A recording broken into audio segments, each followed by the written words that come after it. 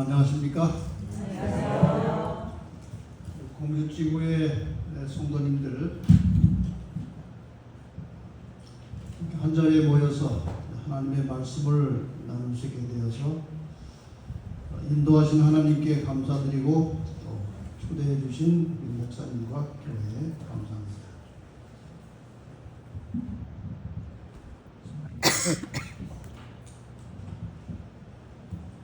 이 공주 교회는 제가 처음 온 것 같지는 않고요. 아주 오래전에 한번 기억이 있습니다.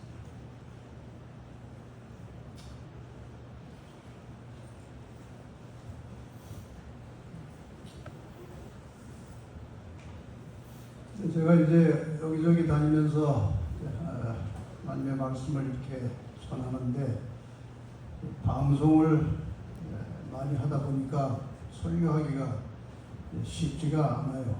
왜냐하면 저 설교 내가 들은 설교인데 그럴 사람들이 분명히 있어요.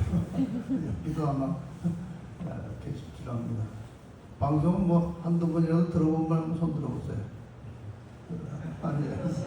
거의 다 들으셨는데 근데 제가 가만히 지나고 보면서 걱정할 필요가 없다는 생각이 들었어요.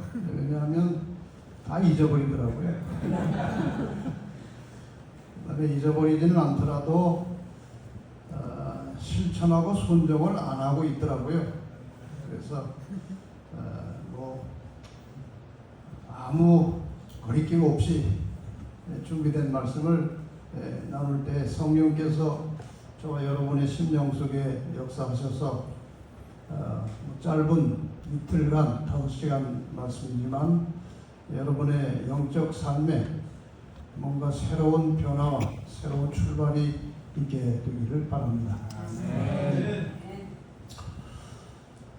전체 제목은 너희는 스스로 조심하라는 이 주제를 좀 가지고 왔습니다.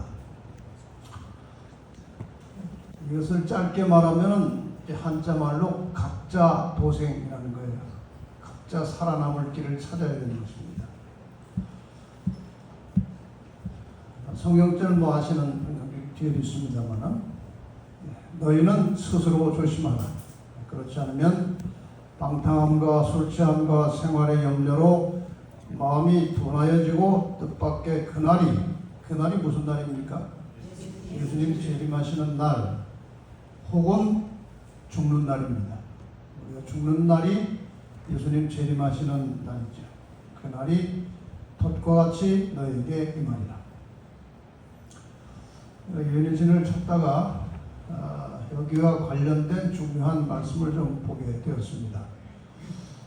교증은 5권에 나오는 말씀인데 그분께서 너희는 스스로 조심하라고 말씀하셨을 때 그분께서는 마지막 때에 가까이 살아가는 자들을 염두에 두고 말씀하신 것이다. 이 말씀은 이 종말의 시대에 살고 있는 예수님의 재림을 기다리고 살고 있는 사람들을 염두에 두고 하신 말씀이라 이것입니다.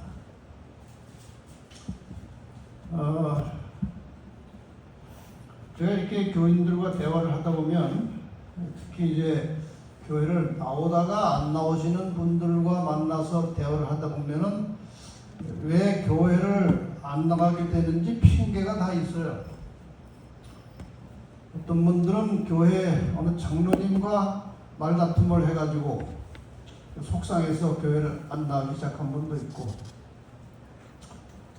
어떤 분은 목사님의 설교가 자기 마음에 차지 않아가지고 믿음이 안 자라서 안 나오는 분도 계시고 어떤 분들은 또 이렇게 저렇게 하여간 이유가 다 있어요. 그런데 그렇게 해서 교회를 떠나서 아무 대책 없이 살다가 예수님이 오셨을 때 핑계할 수 있습니까? 예수님 제가 잘 믿어보려고 했는데 목사님을 잘못 만나가지고 제가 이렇게 됐습니다. 그러면 예수님께서 참 안 됐네. 그 목사가 누구지? 그렇게 해서 참고를 하실까요? 전혀 그렇지 않아요. 각자 알아서 주님의 재림을 맞이할 수 있도록 알아서 준비해야 돼. 아무도 핑계할 수 없는 것입니다. 스스로 조심을 하는 거예요. 각 사람이 자기 자신을 위하여 성령의 귀중한 은혜를 마음속에 간직하는 것이 우리의 사업이다. 준비하는 일은, 예수님의 재림을 맞이하기 위하여 준비하는 일은 개인적으로 할 일이다. 여러분이 교회나 이 교회의 목회자들이 여러분에게 진리를 가르쳐드리고 하늘에 갈 수 있는 길을 안내할 수는 있어요. 그러나 교회나 교단이나 목사님이 여러분의 구원을 보장할 수는 없는 것입니다. 각자 알아서 해야 돼요. 다 듣고 분별해서 깨달은 다음에 각자 알아서 준비를 하라는 겁니다. 때가 오면 하나님은 모든 나라에서 개인적으로 준비한 자들을 모을 것이다. 개인적으로 준비된 자들을 하나님께서 모으실 것입니다. 물 좀 한 컵. 그래서 이러한 개념을 가지고 5번에 걸쳐서 말씀을 전하겠습니다. 오늘 저녁에는 이 성경 예언과 기독교 역사라는 제목으로 말씀을 드리고, 내일 안식학교 시간에는 남은 자손은 누구인가, 우리의 정체성을 좀 살펴보고, 그 다음에 안식일 예배 시간에는 오늘은 어떻게 살 것인가, 그리고 오후 첫 시간에는 우리가 지금 어떤 세상에 살고 있느냐, 그리고 마지막 시간에는 종말 시대의 그리스도인의 각자 도생이라는 주제로 말씀을 드리겠습니다. 제목 하나하나가 굉장히 중요하고 아주 많은 내용이지만 압축하고 간추려서 엑기스만 전달해 드리겠습니다. 지금 우리가 사는 지구에는 80억의 인구가 살고 있어요. 그리고 이렇게 돌지요. 자전하는데 시속 167km로 이렇게 돌아요. 그 다음에 자전하면서 태양의 주위를 초속 30km의 속도로 돌아요. 똑딱할 때 30km의 속도로 이렇게 굉장히 빠른 속도로 이렇게 자전하고 돌고 있어요.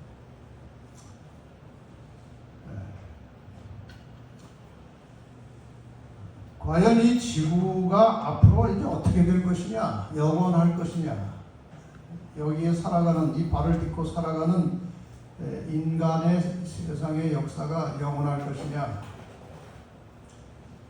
여러분이 지구의 역사를 제대로 알려면 성경에 기록된 예언을 밝히 알아야 돼요.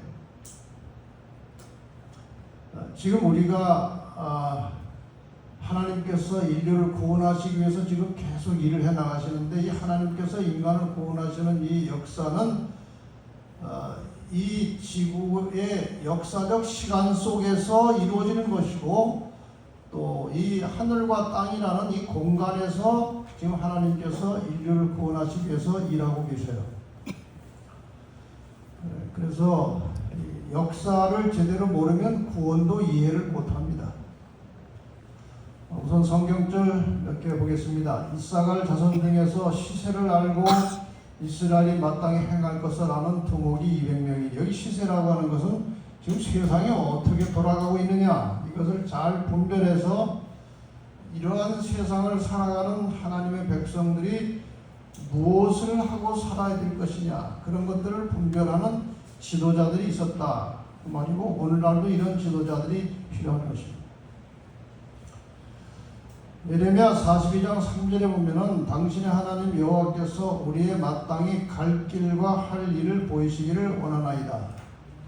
이 갈 길이라고 하는 것이 그 시세예요. 이 세상을 돌아보고 이게 지금 어디로 가고 있는가 하고 이제 갈 길을 확인한 다음에 이 가는 길에서 무엇을 하고 살아야 되느냐, 이제 이런 것들을 하나님의 말씀을 통해서 알려 주시기를 원합니다. 그런 뜻이에요.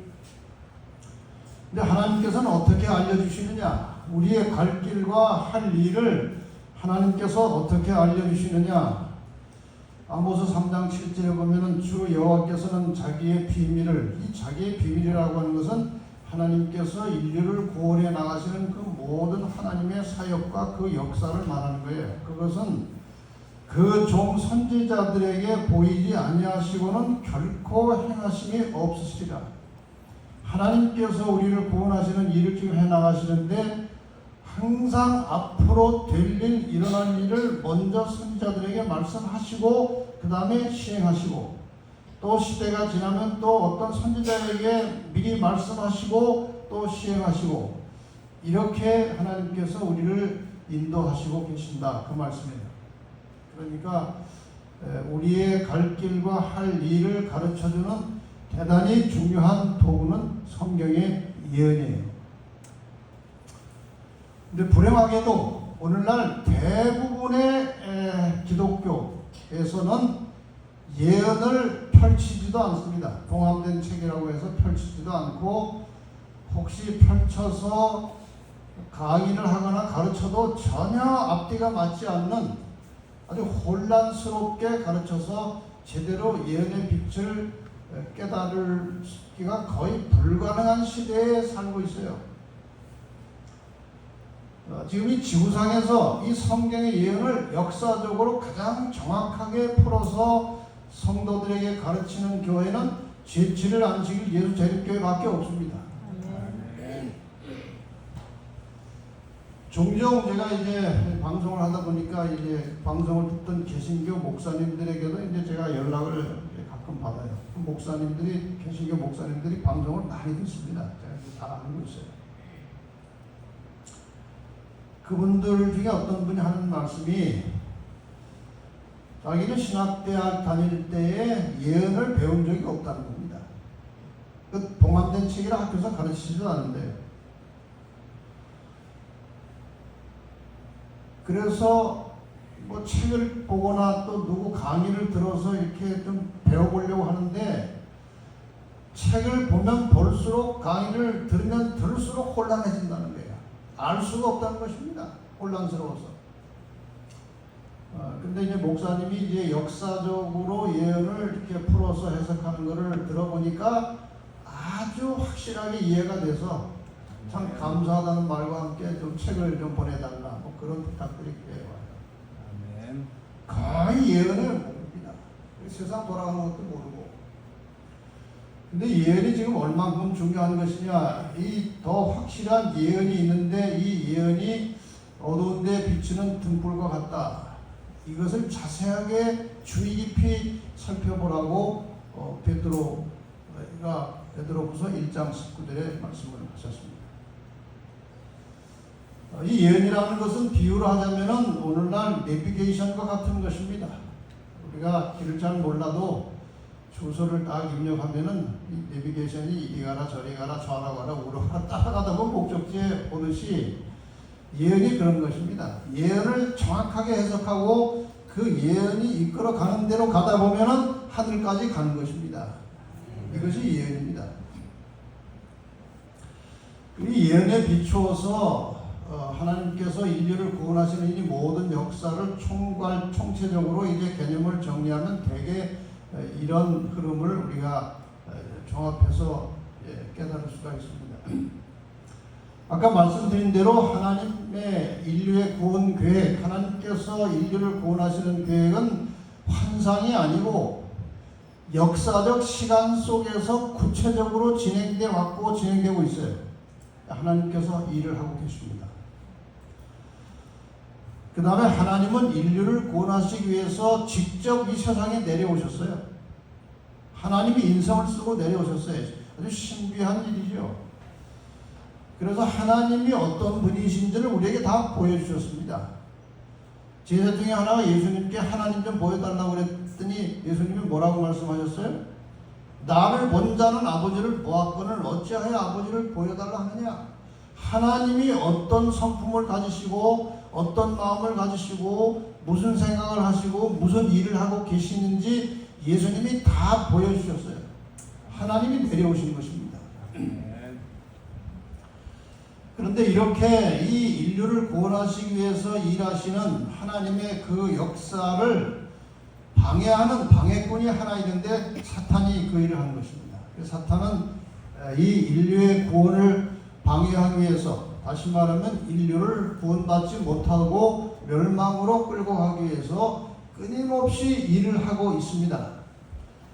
특히 사탄은 자기가 직접 하는 것이 아니고 이 교회와 성도들을 핍박하기 위해서 세상의 권력을 이용하고 있는 것입니다. 세상의 악의 세력들이 사탄에게 이용을 당해서 하나님의 교회와 백성들을 핍박하는 역사가 지금까지 계속되어 왔습니다. 그런데 이 하나님의 구원 계획이 무엇이며 사탄이 이 하나님의 구원 계획을 어떻게 방해하고 어떻게 하나님의 백성들을 박해하는지가 예언 속에 다 나와 있는 것입니다. 그러니까 예언을 제대로 모르면은 하나님의 구원 계획도 모르고 사탄의 정체도 모르는 거예요.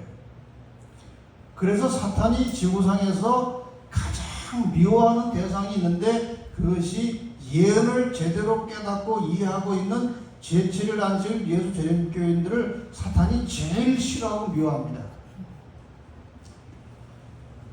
그래서 하나님의 백성들은 다른 어떤 사람들보다 예언을 깊이 연구하고 길을 알아야 되는 거예요. 갈 길이 뭔지, 할 일이 무엇인지를 알아야 한다는 것입니다.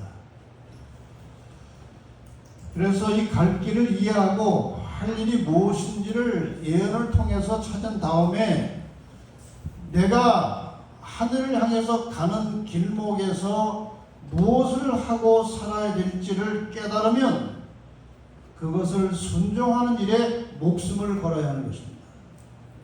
여러분, 하늘을 얻는 것은 그렇게 간단한 것이 아니고 믿음으로 구원받는 것은 순간의 일이고 간단하고 아주 쉽게 구원받을 수 있도록 하나님께서 길을 열어주셨지만 그 받은 구원을 유지하고 잘 가꾸고 단련해서 하늘까지 가는 데는 수많은 장애가 있어요. 그래서 이스라엘 백성들이 애굽에서 탈출해서 홍해를 건너서 구원을 받은 상태로 광야에 왔지만 광야에서 수많은 사람들이 불신으로 다 죽어버렸어요. 그만큼 받은 구원을 유지하려면 목숨을 걸고 하나님 말씀에 순종하는 습관을 가져야 하는 것입니다. 그래서 예수님께서 나를 위하여 자기 목숨을 버리는 자는 목숨을 얻을 것이고 자기 목숨을 찾는 자는 잃을 것이라고 말씀하신 것이 바로 그것입니다. 예수님께서 우리를 구원하시기 위해서 자기의 목숨을 내놓으셨어요. 우리가 그 일을 통해서 구원을 받았으면 우리도 예수님을 위해서 목숨을 내놓을 수 있는 믿음을 가져야 하는 것입니다. 그래야 우리가 하나님의 자녀고 하나님의 백성이라고 할 수 있는 것이에요.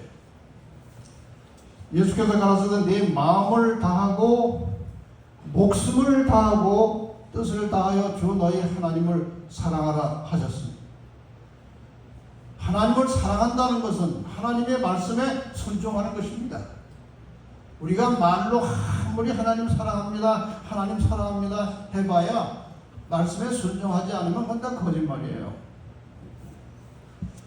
그런데 하나님을 사랑하고 그 말씀에 순종하는 것은 목숨을 걸어야 한다는 거예요. 이것이 크고 첫째되는 계명이요 둘째는 그와 같으니 내 이웃을 내 몸과 같이 사랑하라. 이 말의 의미를 제가 내일까지 계속해서 좀 더 깊이 말씀을 드리겠습니다. 오늘 첫 시간에 이제 성경 예언과 기독교 역사를 좀 공부하겠습니다. 뭐 다 아시는 말씀이고 여러분 들었던 말씀입니다. 성경에 기록된 최초의 예언은 다니엘 계시록이 아니고 성경 전체의 한 5분의 1 정도는 예언적 언어로 되어 있어요. 다 될 것이다, 할 것이다. 이렇게 예언적 언어로 되어 있어요. 그 예언의 기록 중에 최초의 예언이, 여러분 보시는 이 그림을 보면 대략 배경을 아시겠죠. 아담과 하와가 범죄하고 이제 갑자기 이제 수치심을 느끼고 불안하고 초조하고 두렵고 이상한 마음이 들어가지고 이제 숨었어요. 죄라는 것은 이상합니다. 아무도 없어요. 지금 그 에덴 동산에 둘밖에 없는데 숨었다고 그랬어요. 숨은 상태에서 하나님이 동산에 오셨습니다. 그리고 이제 아담에게 너 왜 그러고 있느냐? 선악과 먹었냐? 네, 하와가 줘서 먹었습니다. 하와 너는 왜 먹었냐? 뱀이 줘서 먹었습니다. 하나님께서 뱀에게는 묻지 않으셨습니다. 왜냐하면 뱀은 둘 중에 하나예요. 사탄이 뱀 속에 들어갔든가 아니면 사탄이 뱀으로 변장했든가 둘 중에 하나예요. 왜냐하면 지금 뱀이 하와에게 말을 했잖아요. 말. 뱀이 말할 수 있어요? 뱀은 말을 못합니다. 근데 뱀이 하와에게 말을 했다는 것은 그 속에 사탄이 들어가서 사탄이 한 말이거나 사탄이 뱀으로 변장해서 하는 거예요. 사탄입니다. 하나님께서 사탄에게 묻지 않으셨어요. 너 왜 그러느냐? 왜? 하나님은 사탄을 잘 아시거든요. 이미 하늘에서 반역 사건이 있었고 쫓겨난 그 존재. 하나님께서 이제 뱀에게 사탄에게 하시는 말씀이 바로 여러분이 잘 알고 계시는 창세기 3장 15절이고 이 창세기 3장 15절은 성경 전체를 한마디로 압축해 놓은 것입니다. 창세기 3장 15절을 펼쳐내면 이것이 성경이에요. 그만큼 이 성경 창세기 3장 15절은 중요한 거예요. 여기에 이제 내가 너로 할 때 이 나는 하나님이시고 너는 사탄이에요. 하나님이 사탄에게 이 말씀을 하시는 것입니다. 내가 너로 여자와 원수가 되게 하고 너의 후손도 여자의 후손과 원수가 되게 하리니, 이게 원수가 된다는 말은 서로 대립해서 싸운다는 말이죠. 여자의 후손은 내 머리를 상하게 할 것이요 너는 그의 발꿈치를 상하게 할 것입니다. 싸웠어요. 결과를 보니까 여자의 후손은 발꿈치를 상했고 사탄은 머리를 상했어요. 설명은 이제 곧 드리겠습니다. 여기에 보면은 두 팀이 나와요. 두 편이 나와요. 여자와 여자의 후손이 한 편이고 사탄과 그 뱀의 후손, 악의 세력이 한 편이에요. 뭐 다 아시겠지만 이제 제가 상징적인 이 용어들을 설명을 드리겠습니다. 여기 너는 이제 사탄입니다. 너하고 여자가 원수가 되겠다고 할 때 이 여자는 상징적인 용어입니다. 성경에서 여자가 상징적인 말로 쓰일 때는 하나님의 백성이나 교회를 가리키는 것입니다. 그러니까 구약의 여자는 이스라엘 민족이고 신약의 여자는 교회예요. 이것이 여자예요. 그 다음에 여자의 후손은 누구냐? 결론부터 말씀드리면은 여기에 창세기 3장 15절에 나오는 여자의 후손은 메시아이신 예수 그리스도이십니다. 근데 왜 여자의 후손이냐? 1차적으로 예수 그리스도는 그냥 갑자기 땅에 떨어지는 인물이 아니고 구약의 여자, 이스라엘 민족의 혈통을 통해서 태어날 분이기 때문에 여자의 후손이에요. 그 다음에 또 다른 의미에서는 왜 여자의 후손이냐? 성경에 나오는 모든 족보가 기록될 때는 남성 위주입니다. 남자의 씨로 이어져요, 족보가. 그래서 아브라함이 이삭을 낳고 이삭이 야곱을 낳고 그 남자 이름으로 나와요. 왜? 그들의 씨가 이어져 가기 때문에 남자 이름이 나오는 거예요. 그런데 남자의 씨의 결과로 나온 분이 아니고 남자와는 상관없이 여자에게서 바로 나온 분이 딱 한 분 계세요. 누구예요? 그분이 예수님이에요. 그래서 여자의 후손, 그렇게 의미를 우리가 볼 수 있어요. 그래서 하나님 백성, 교회와 예수님이 이제 한 팀이에요. 한 편이에요. 상대편은 누구냐? 너, 뱀, 용, 사탄, 마귀. 그 다음에 그 후손, 사탄의 후손은 이 세상에 속한 모든 악의 세력들, 사탄의 지배를 받는 하나님 편에 들어오지 않은 이 세상의 모든 악의 세력들을 너의 후손이라고 하는 것입니다. 싸움의 결과 여자의 후손은 발꿈치를 상했다는 것은 일시적인 상처를 상징하는 것입니다. 발꿈치 다쳐서 죽는 사람은 없어요. 그건 잠깐 다친 거예요. 여자의 후손 예수 그리스도가 발꿈치를 상한다는 것은 일시적인 상처를 말하는 것이고, 그것은 십자가에 돌아가시지만 부활해서 살아날 것을 예언한 것입니다. 이것이 발꿈치를 상했다는 뜻이에요.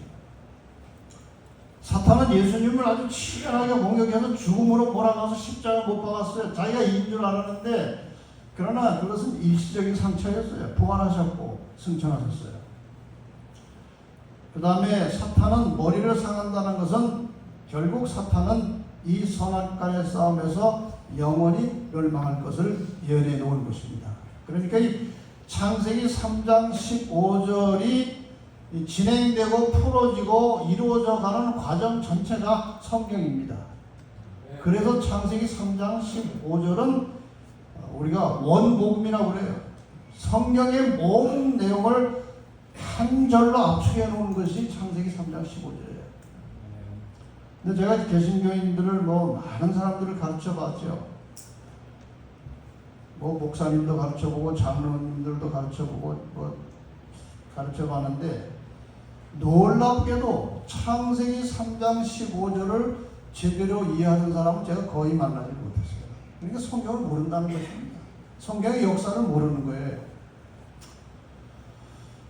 창세기 3장 15절을 풀어서 설명하면 이런 것입니다. 하나님께서 사탄에게 사탄과 교회는 적대감을 가지고 싸울 것이다. 사탄을 추종하는 세상의 악의 세력들도 예수 그리스도를 대적하여 싸울 것이다. 사탄 너는 예수를 십자가에 못 박아 죽일 것이지만 예수는 부활할 것이다. 그러나 사탄 너는 마침내 영원히 멸망할 것이다. 이런 뜻입니다. 창세기 3장 15절이. 그래서 우리가 이 살아가고 있는 인류의 이 새 지구상의 역사는 선악 간의 싸움의 역사예요. 선은 여자와 여자의 후손이고 악은 뱀과 뱀의 후손 악의 세력들입니다.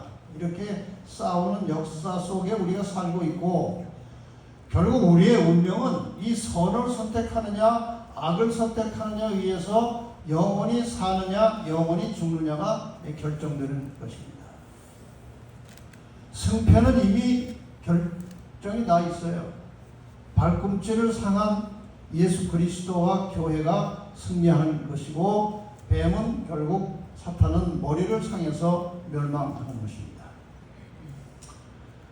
그러니까 여러분이나 저나 이 세상의 모든 영생과 구원을 바라는 하나님의 백성들이 끊임없이 해야 될 일이 무엇인가 하면은 이 진리의 길, 선이 무엇인지를 찾기 위해서 끊임없이 기도하고 노력을 해야 길을 찾는 것입니다. 제가 이제 방송을 통해서 많은 개신교인들과 이제 접촉이 되고 그분들에게 연락이 오고 상담을 하고 자료도 보내주고 하는데, 이 방송을 듣고 연락을 한 분들의 공통점이 무엇인가 하면은 늘 진리가 무엇인지 궁금해서 그것을 찾던 사람들이에요. 이 진리를 좀 알고 싶고 찾고 싶은데 교회 가면 이게 들어오질 않는 거예요. 거의 비슷한 설교를 하는 것입니다. 그래서 늘 갈급하고 있다가 다행히, 불행 중 다행히 코로나가 터졌어요. 교회를 못 가는 것입니다. 방송을 듣게 되는 거예요. 교회에서 하는 방송을. 자기네 교회 방송 듣다 보면 옆에 딴 방송이 또 나오는 거예요. 눌러보니까 자기네 교회에서 하는 것보다 더 좋은 소리를 하거든요. 이렇게 해서 이제 이 재림교회의 이 중요한 진리의 빛이 개신교에 들어가기는 정말 벽이 너무나 두껍고 높았어요. 안식일교회는 아주 상종을 안 하는 것입니다. 이 진리의 빛을. 그런데 이 코로나 덕분에 그 담이 허물어지고 그들도 이 마지막 시대에 하나님께서 인류를 구원하시기 위해서 전하시는 이 진리와 새천사의 기회를 그들이 맛보고 듣기 시작한 거예요. 놀라는 것입니다. 어떤 장로교 목사님은 이 방송을 계속 듣고 이제 재림교인으로 침례를 가고 개종한 다음에 간증을 하면서 뭐라고 그런가 하면은, 이렇게 귀중한 생명의 진리의 말씀을 이단이라는 벽을 쌓아놓고 이 중요한 기별을 듣지 못하고 있는 개신교인들이 너무나 안타깝다는 것입니다. 왜 한국교회가 이 재림교회를 이단으로 막아놓고 이 진리가 흘러들어갈 수 있는 통로를 막아버렸는지 너무나 안타깝다는 것입니다. 자기도 재림교회를 이단으로 생각하고 살았는데 들어보니까 이단이 아니고 자기들이 이단이라는 사실을 깨닫게 되었다는 거예요. 그러니까 찾는 사람을 하나님께서 인도하신 거예요. 하나님은 사람의 중심을 아시기 때문에 정말 진심으로 간절한 마음으로 진리를 찾고 찾는 사람들을 하나님께서는 언젠가 어떤 경로를 통해서 진리로 인도하시는 거예요. 뭐 그런 분들 이야기는 뭐 밤새도록 해도 못할 정도로 많이 있지만 여기서 다 할 수는 없고, 그 다음에 이 진리를 발견하면 아까 말씀드린 대로 목숨 걸고 순종하는 믿음이 필요해요. 그 다음에 진리를 순종하다가 닥쳐오는 여러 가지 인간적 곤란과 핍박과 어려움에 대해서 인내를 해야 되는 것입니다. 그래서 우리에게 인내가 필요하다고 말씀하셨어요. 너희에게 인내가 필요하면 너희가 하나님의 뜻을 행한 후에 약속을 받기 위함이라. 하나님의 말씀을 순종하는 과정에서 일어나는 모든 시련과 어려움을 참고 견디고 인내하여 마침내 생명을 얻는 그런 성도들이 되시기를 바랍니다. 이제 전반적인 세상의 역사의 흐름은 그런 것이에요. 성경 예언에 대해서 이제 제가 간략하게 좀 요약해서 말씀을 드리겠습니다. 여러분이 아시는 대로 이 성경은 구약과 신약입니다. 여기에 약이라고 하는 것은 약속이라고 하는 뜻입니다. 그럼 성경은 무슨 약속인가? 약속이 두 개가 있죠. 하나는 구약이에요.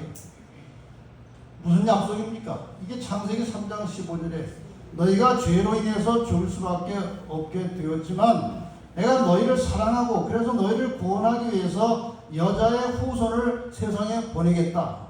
그를 통해서 너희를 구원하겠다는 그런 약속이 구약이에요. 그래서 그 약속대로 예수님이 오신 겁니다. 그 다음에 발꿈치를 상하신 겁니다. 역사가 그대로 지금 창세기 3장 15절로 가고 있는 거예요. 예수님께서 이제 부활하시고 승천하셔서 하늘로 가시면서 약속을 또 하나 하셨는데 그것이 신약이에요. 무슨 약속하고 가셨어요? 내가 다시 온다는 약속이에요. 예수님께서 이 두 번째 약속으로 이 땅에 오시는 순간에 모든 인간의 운명은 영원히 죽든지 살든지 결정이 나는 것입니다. 예수님께서 출임하신 목적은 인간들을 죄로부터 구원하시겠다는 것이고, 그 다음에 재림의 목적은 죄로부터 구원받은 사람을 이 죄악 세상에서 구출해서 하늘로 데려가시기 위해서 다시 오시겠다는 것입니다.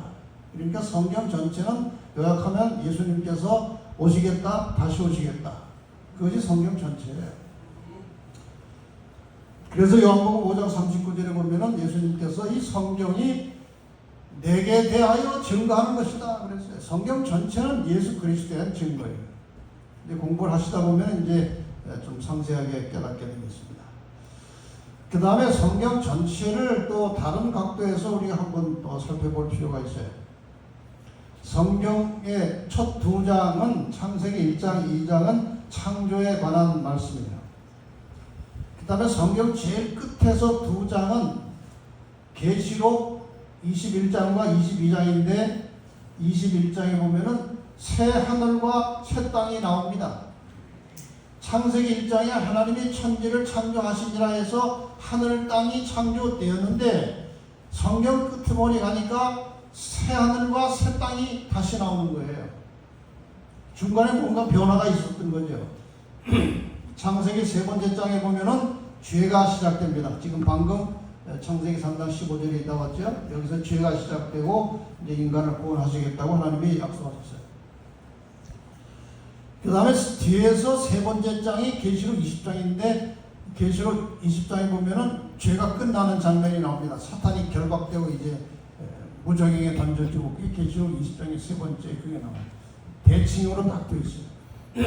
그렇다면 창세기 4장부터 계시록 19장까지의 이야기는 무슨 이야기인지 아시겠죠? 죄의 이야기예요. 3장에서 죄가 시작됐고 계시록 20장에서 죄가 끝났으니까 그 사이는 죄의 이야기예요. 이 죄는 그리스도의 십자가를 통해서 해결된 것입니다. 그래서 창세기 3장부터 계시록 20장까지는 십자가를 중심으로 하는 선악의 대쟁투의 이야기예요. 선악의 싸움의 이야기예요. 이 역사 속에서 각 개인은 무엇을 선택하느냐에 따라서 영원한 운명이 결정되는 것입니다. 창세기 3장에서 시작된 죄는 예수 그리스도의 초림으로 해결이 되었습니다. 그리고 죄를 해결하고 하나님의 자녀가 된 사람들이 언제 마침내 들림을 받는가? 그리스도의 재림을 통해서 이제 영원한 생명을 얻게 되는 것입니다. 이것이 세상 역사예요. 이것이 성경 예언에 나타난 인류의 역사입니다. 여기서 조금 더 세부적으로 보면은 인간의 죄악성 때문에 이 역사는 반복되고 있습니다. 좀 긴 이야기지만 간단하게 소개하겠습니다. 인류가 창조된 이후의 초기 역사, 인간이 타락하고 이제 범죄하고 타락했을 때에 급속도로 인간들은 완전히 타락하게 되었습니다. 그 모든 마음의 생각과 계획이 항상 악했다고 그랬어요. 그래서 하나님께서 이 돌이킬 수 없는 지경까지 가버린 인류를 하나님께서 심판하시기 위해서 노아를 불러내셨고 노아 홍수를 통해서 이 땅에 악인들을 쓸어버리셨습니다. 노아의 집마저 넘어가 버리면 하나님께서 인류를 구원하시는 계획이 실패가 되어버립니다. 그래서 마지막까지 참으시다가 노아의 집 한 집 남았을 때에 노아를 통해서 세상을 경고하고 하나님의 말에 불순종하는 모든 자들이 멸망을 받게 되는 것입니다. 노아의 후손 시대가 열렸는데 역사가 또 흐르면서 반복됩니다. 또다시 하나님을 반역하고 거역해서 바벨탑을 쌓습니다. 하나님께서 바벨탑 세우는 거 중단시키시고 아브라함을 불러내셔서 이제 창세기 3장 15절에 약속하신 여자의 후손의 조상을 선택하셨는데 그분이 아브라함이에요. 아브라함을 통해서 이스라엘 민족이 만들어졌고 이스라엘 민족을 통해서 메시아 여자의 후손이 이 땅에 태어나는데 불행하게도 다시 인간들은 이 유대인들은 메시아를 거절하고 그분을 십자가에 못 박아 죽였습니다. 결국 소수의 제자들이 다시 일어나서 예수님의 구원의 도리를 온 세상에 전파하기 시작했고 결과적으로 교회가 이 땅에 탄생했습니다. 이 교회도 세월이 흐르면서 다시 또 인간의 죄악성 때문에 타락하게 되었고 타락한 교회의 풍토 속에서 로마 카톨릭 교회가 탄생한 것입니다. 이렇게 해서 만들어진 거예요. 그러니까 이 로마 교회는 완전히 하나님의 뜻을 거스리고 성경에 없는 것들을 인간 마음대로 만들어서 가르치고 사람들을 미혹해온 그런 배도한 교회의 어머니입니다. 종교 개혁자들이 일어나서 이제 로마 교회를 이제 개혁하기 시작했습니다. 진리대로 성경대로 돌아가자. 성경 중심의 신앙을 외쳤고 결과적으로 개신교회가 이제 많이 만들어졌습니다.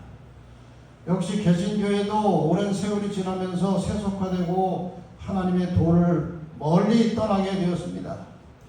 그래서 하나님께서 이 마지막에 다시 한번 성경 안에서 하나님의 계명을 순종하고 계명을 지키며 강조하는 남은 자손들을 하나님께서 이 땅에 탄생시켰습니다. 그래서 계시록 12장 17절에 용이 사탄이 그 여자에게 분노하여 돌아가서 그 여자의 남은 자손 곧 하나님의 계명을 지키며 예수의 증거를 가진 자들로 더불어 싸우려고 바다 모래 위에 쳤더라. 그래서 이제 선악의 마지막 싸움이 준비되는 과정이고 남은 자손은 계시록 14장에 나오는 세 천사의 기별을 세상에 전하면서 심판이 가까웠다고 외칩니다. 하나님을 두려워하며 그에게 영광을 돌리라. 이는 그의 심판하실 시간이 이르렀음이니 하면서 이제 심판에 대한 경고를 하고 영적 바벨론에 있는 하나님의 백성들을 향해서 내 백성은 나오라고 외칩니다. 그래서 바벨론에 있던 알곡들 하나님의 진실한 백성들이 마침내 이 남은 자손의 큰 외침을 통해서 바벨론에서 나올 것이고 동시에 남은 자손 속에 들어있던 쭉정이들은 핍박에 의해서 떨려져 나갈 것입니다. 그래서 남은 자손 중에서 가라지들이 떨려져 나가고 바벨론에서 알곡들이 나와서 합쳐지면 그들을 데리러 예수님께서 재림하시는데 성경은 그 사람들을 14만 4천이라고 하는 것입니다. 이들을 데리러 예수님께서 재림하십니다. 죄악의 역사는 끝납니다. 그리고 하나님의 왕국이 시작되는 것입니다. 이것이 또 하나의 인류의 역사입니다. 그러니까 마지막에 구원받을 자들은 저 위에 있는 소수입니다. 노아, 아브라함 제자들, 개혁자들, 남은 자손 14만 4천 이런 하나님의 말씀에 충실한 자들이 결국은 하나님의 나라로 들어가는 것이 하나님의 뜻입니다. 계시록 12장에는 이제 이 역사를 4단계로 이렇게 설명을 하고 있습니다. 계시록 12장을 보면은 선과 악이 싸우는 역사가 나오는데 여자와 용이 싸우는 역사인데 4번의 싸움이 나옵니다. 첫 번째 싸움은 미가엘과 이제 용의 싸움이에요. 이건 하늘에서 있었던 전쟁이라고 되어 있고 용과 그의 사자들이 하늘에서 쫓겨났습니다. 그 다음에 창조가 있었습니다. 하늘에서 루스벨과 그의 악한 천사들의 반역이 먼저 있었고 그 다음에 창조가 있었고 창조된 지 얼마 안 돼서 사탄이 지구에 들어와서 인간을 타락시켰고 인간이 타락하자마자 하나님께서 창세기 3장 15절에 여자의 후손을 약속하신 것입니다. 그러니까 선악의 두 번째 싸움은 여자의 후손 예수 그리스도를 사탄이 공격하는 겁니다. 태어나기 전부터 태어나지 못하도록 사탄이 공격한 역사의 이야기가 구약 성경에 많이 나옵니다. 그 얘기 지금 자세히 할 수는 없고 예를 들면은 이스라엘 민족들이 애굽에서 살 때 바로 왕이 나와가지고 이스라엘 민족이 너무 중대하게 커지니까 이스라엘 중에 남자아이 다 죽여버리라고 했잖아요. 그럼 남자 다 죽이면 여자들끼리 살잖아요. 그럼 멸종되는 거예요. 그러니까 그 이스라엘 집에 남자아이를 죽이라고 하는 것은 바로의 아이디어가 아니고 사탄의 전략입니다. 왜? 이스라엘 백성들이 계속 존속되면 거기서 누가 나오게 되어 있어요? 여자의 후손이 나오면 그 여자의 후손이 자기의 머리를 상하게 하는 것입니다. 그래서 태어나는 혈통을 끊기 위해서 구약에 보면은 많은 나라들이 일어나가지고 이스라엘만 공격해요. 그렇지 않습니까? 바벨론, 페르시아, 그리스, 로마가 전부 다 이스라엘만 공격하는 이유가 뭐예요? 그들을 쓸어버려야 여자의 후손이 못 태어나오기 때문에 그 사탄이 하는 일이에요, 전부. 그러나 예수님은 탄생하셨습니다.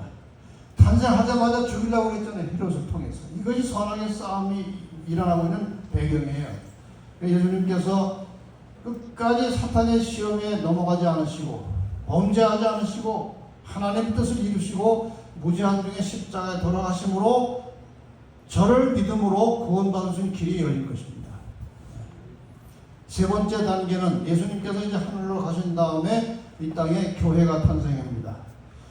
사탄은 다시 세상의 악의 세력들을 이용해서 교회를 핍박하는데 1단계에서는 로마 제국이 교회를 핍박했고 2단계에서는 타락한 교회 로마 교회가 하나님의 백성들을 핍박해서 이 로마 교회의 교황권에 의해서 1000년 이상 1260년 동안 교회가 핍박을 받다가 마침내 교황 비오 6세가 프랑스에 잡혀가서 죽음으로 교황권이 몰락을 했어요. 그런데 성경에 예언해 보면은 이 교황의 죽게 된 상처가 다시 나을 것이라고 되어 있어요. 계시록 13장에. 다시 교황은 살아났습니다. 여러분이 뭐 잘 아십니다. 교황권의 지금 힘이 얼마나 큽니까? 세계적으로. 다시 살아나는 것이 1929년 라테란 조약에 의해서 교황권이 다시 바티칸을 되찾고 힘을 얻게 됐어요. 자, 이 네 번째 단계의 싸움을 위해서 사탄이 이제 교황권을 살려낸 것입니다. 남은 자손은 누가 공격할 것이냐? 계시록 13장에 보면은 첫 번째 나오는 짐승 교황권과 두 번째 새끼양같이 생긴 짐승 미국이 힘을 합쳐서 이제 남은 자손을 공격할 것이라고 예언이 되어 있습니다. 이 마지막 시대에 하나님의 계명을 지키는 자들을 공격할 것이기 때문에 양쪽에 뚜렷한 깃발이 있어요. 하나님의 계명에 나오는 안식일 대신 일요일을 강조하는 이 세상의 법, 천주교의 십계명과 성경의 십계명 중에 안식일을 지키는 남은 자손의 계명과 싸우는 것입니다. 이것이 마지막 충돌이에요. 인간의 전통과 하나님의 계명이 싸우는 것이 마지막이에요. 그래서 일요일 범정이라는 것이 이렇게 해서 이제 나오게 되는 것입니다. 이것이 또 하나의 싸움. 그 다음에 이제 다시 전체적으로 정리해서 이제 뱀과 여자의 싸움의 역사를 이제 한 그림으로 표현하면 이런 것입니다. 구약의 이스라엘, 신약의 교회가 창세기 3장 15절에 여자예요. 그 다음에 사탄, 뱀, 용이 이스라엘을 공격하는데 이스라엘을 최초로 공격한 나라는 애굽이에요. 애굽에서 이스라엘 민족이 시작됐기 때문에. 그 다음에 아수르, 바벨론, 페르시아, 헬라, 로마 제국. 로마 제국은 구약의 여자 이스라엘도 핍박했고 여자의 우선 예수 그리스도를 십자가에 못 박았고 신약의 여자 교회도 핍박한 사탄의 대리자로서 가장 대표적인 이름이 로마예요. 그 다음에 나타나는 것은 제국이 아니고 다시 로마 교회예요. 결국 이 로마가 마지막까지 가는 것입니다. 로마 제국이 분열됐죠. 분열된 열국 속에서 작은 뿌리 하나 올라와서 점점 커지더니 하나님을 대적하고 백성들을 핍박하는 세력으로 자라나는데 역사를 확인해 보니까 로마 교회입니다. 이게 가톨릭이에요. 아까 말씀드린 대로 상처를 입었어요. 죽은 줄 알았어요. 그런데 다시 살아나면서 마지막 때 다시 등장을 했고 이것은 여자의 남은 자손을 공격하기 위해서 지금 준비하고 있는 것입니다. 이것이 뱀이에요. 그 다음에 여자의 후손이 나옵니다. 창세기 3장 15절에. 여자의 후손 예수 그리스도는 2000여 년 전에 한 번 오셨고 그 다음에 선악의 마지막 싸움이 끝날 때 재림하십니다. 재림하시면 1000년의 기간이 있고 그 다음에 지구는 황폐한 중에 1000년이 있다가 1000년이 차면 하늘에서 구원받은 모든 성도들과 예수님이 하나님이 이 땅에 다시 내려오십니다. 세 번째 오십니다. 예수님은. 그리고 악인들이 잠깐 부활했다가 이제 완전히 다 유황불에 멸망을 하고 새 하늘과 새 땅이 만들어지고 이 지구상에서 새 하늘과 새 땅에서 구원받은 성도들이 함께 영원히 살게 되겠어요. 이것이 하나님께서 인류를 구원하시는 시간표예요. 소리가 어쨌든 예수님께서 이제 재림하실 것입니다. 믿으십니까? 네. 여러분이 안 믿어도 오셔요. 그러니까 믿는 게 최고입니다. 안 믿어도 주님은 오셔서 이 순간에 모든 지구상의 물질 세계는 끝장이 나고 구원받은 성도들이 공중에서 예수님을 만나서 이제 하늘로 가서 하늘 아버지와 함께 천년을 살다가 다시 내려오는데, 재림 때 이제 죽었던 의인들이 다 이렇게 부활해서 공중에서 주님을 만나게 되는 것입니다. 이것을 우리가 이렇게 설명할 수 있어요. 지구는 지금 헛바퀴를 돌는 중이에요. 인간이 처음 창조되었을 때 영원히 살도록 되어 있었습니다. 근데 인간이 범죄하고 타락한 이후에 사람은 영원이라는 시간을 벗어나서 인류가 살아가는 이 역사는 헛바퀴를 돌고 있는 것입니다. 이걸 신학적으로 말하면 이 헛바퀴의 역사를 비생명, 비존재, 살았지만 산 것처럼 보이지만 죽은 거예요. 그래서 예수님께서 살아있는 사람들한테도 죽은 자들로 죽은 자를 장세하게 하라. 다 죽은 거예요.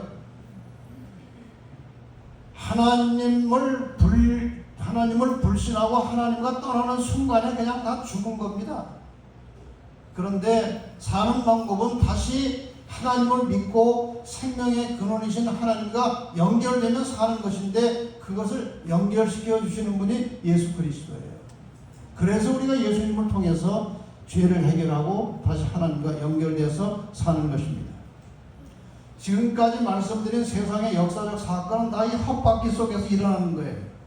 홍수 심판이 있었고, 바벨탑 반역 사건, 아브라함을 불러내시고 이스라엘 민족을 만드시고, 여기서 예수님께서 오셨고 구원을 이루시고 교회가 탄생하게 되었고, 교회는 다시 세속화되면서 종교 암흑 시대가 있었고, 종교 개혁이 일어나서 개신교회가 일어났는데, 다시 교회가 타락해서 하나님께서 남은 자손과 남은 교회를 일으키셨는데, 이 남은 자손을 핍박하기 위해서 다시 교황권이 살아난 것입니다. 그래서 선악의 마지막 싸움이 여기서 이제 끝나고 예수님이 재림하시면 천년의 세월이 지나고 다시 이 땅에 내려와서 재창조함으로 새 출발이 시작되는 것인데, 계시록 21장에 새 하늘과 새 땅을 보니 처음 하늘과 처음 땅이 없어졌다. 지금 우리가 누리고 있는 이 세상은 창세기에 창조된 처음 하늘과 처음 땅인데, 이것이 다시 새 하늘과 새 땅으로 바뀌면서 지구의 새 역사가 출발하는 것이고, 이것을 한마디로 하면 회복입니다. 원래 인간이 창조되었을 때의 그 상태로 되돌아가는 거예요. 이것이 구원의 완성입니다. 아멘. 그래서 여러분이 지금 이 땅에 사시는 동안에 우리가 지금 갈 길이 뭔지는 너무나 확실하지 않습니까? 지금 여러 각도를 통해서 여러분에게 알려드린 대로 우리가 갈 길은 너무나 명확한 것입니다. 무엇을 해야 되겠습니까? 회복이에요, 회복. 하나님께서 원래 인간을 창조하셨을 때에 하나님의 형상을 닮은 그 모양과 그 모습으로 그 품성을 가지기 위해서 회복해 가는 것이 우리가 갈 길입니다. 우리가 할 일입니다. 그 하나님의 형상을 회복하여 하나님을 닮아가는 그 원칙이 기록된 것이 십계명이에요. 이건 제가 내일 다시 또 깊이 설명을 드리겠습니다. 그래서 우리가 이 땅에서 지금 예수 믿는 사람으로서 해야 될 가장 중요한 일은 무엇인가 하면은, 하나님께서 그 백성들에게 이렇게 살라고 말씀하신 그 계명의 정신을 가지고 그 말씀에 정말 즐겁게 자원하는 마음으로 순종하는 것이 우리가 할 일이에요. 거기에 목숨을 걸고 하라는 것입니다. 이것이 하나님의 뜻이에요. 그래서 여러분 십계명을 어떻게 하는 것이 십계명을 지키는 것이고, 과연 십계명을 지킬 수 있는지 없는지, 그 문제를 이제 내일 다시 또 설명을 드리겠습니다만은, 이 계명을 지키는 것은 우리가 이 땅에 살면서 제대로만 하면은 아주 즐겁고 행복한 일이고, 그 계명을 제대로 지키면서 인간이 아주 건강하고 행복하게 살도록 하나님께서 계획하신 거예요. 이제 내일 다시 또 말씀을 드릴 테니까 그때 공부하시고, 오늘 이 저녁에 우리가 갈 길을 보았고 할 일이 무엇인지를 깨닫게 되었으니, 앞으로 이 일을 위해서 목숨 걸고 하나님 말씀에 순종하며 충실히 하나님의 주신 일을 따라 사는 성도들이 되시기를 바랍니다. 네.